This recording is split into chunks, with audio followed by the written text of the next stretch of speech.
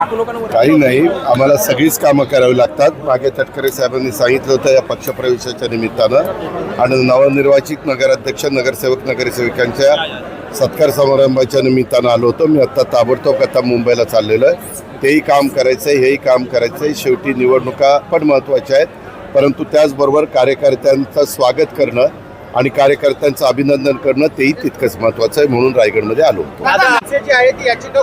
का प्रत्येकाला मी मगाशी सांगितलं, संविधानाने प्रत्येकाला अधिकार दिलेला आहे। कुणाला कुठं जायचं आहे ते जाऊ शकतात, तो त्यांचा अधिकार आहे आणि त्याबद्दलची चौकशी करण्याचं काम संबंधित जी कोण एजन्सी आहे किंवा जी कोण संस्था आहे ती त्या ठिकाणी करेल आणि त्याच्यामधनं दूध का दूध पाणी का पाणी पुढे येईल।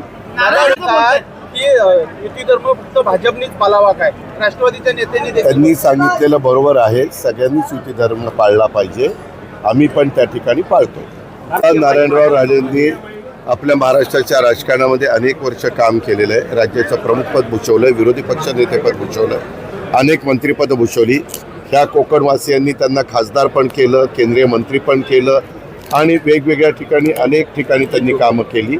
आता त्यांनी त्याबद्दल मला तुम्हीच प्रश्न विचारताय, मला काही त्याच्याबद्दलची माहिती नाही, परंतु माझी भेट झाल्यावर मी त्यांना विचारीन की बाबा का आपण असा निर्णय घेतला।